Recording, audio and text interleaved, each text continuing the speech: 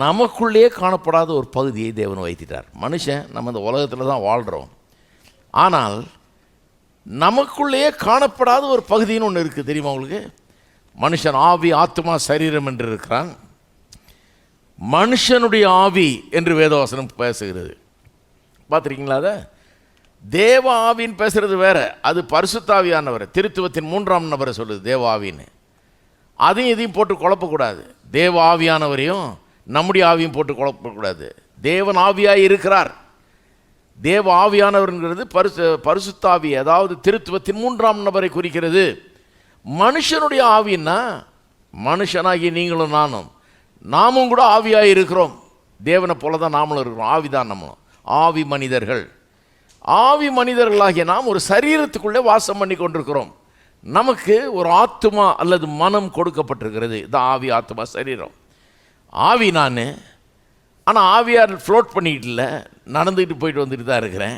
ஏன்னா எனக்கு ஒரு சரீரத்துக்குள்ளே இருக்கிறேன். மனம் எனக்கு இருக்கிறது, நான் சிந்திக்க முடியும், செயலாற்ற முடியும், அலசி ஆராய முடியும், தீர்மானங்கள் எடுக்க முடியும். அறிவுள்ளவன் நான் இருக்கிறேன். ஏன்னா அதுதான் ஆத்துமா என்று சொல்லுகிறோம் இல்லையா? அப்போ இந்த மனிதனுக்குள்ளே நம்ம பார்க்குறோம் மனுஷனை, நம்ம நினைக்கிறோம் ஒரு ஆளை பார்த்துட்டோன்னு நினைக்கிறோம். நீங்கள் பார்த்ததே இல்லை. என்னத்தை பார்த்துருக்கீங்க? அவங்க சரீரத்தை பார்த்துருக்கீங்க. அதை கூட வெறும் முகத்தை தான் பார்த்துருக்கோம்.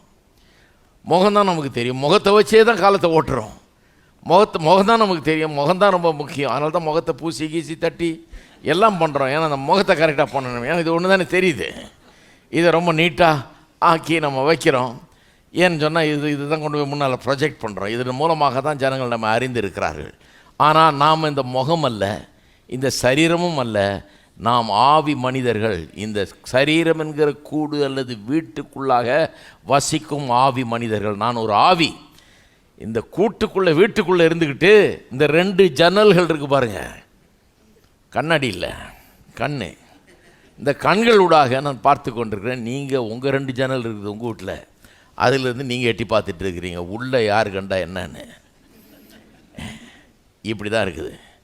அப்போ இந்த காணப்படாதவர்களோடு எனக்கு எந்த சம்மந்தமும் கிடையாது, காணப்படுறது தான் நான் நம்புவேன்னு சொல்கிறதெல்லாம் முட்டாள்தனம். பாருங்கள், நீங்களே காணப்படாத ஒரு ஆவியாக இருக்கிறீர்கள், காணப்படுகிற சரீரத்தில் வாழ்கிறீர்கள். அவ்வளோதான்.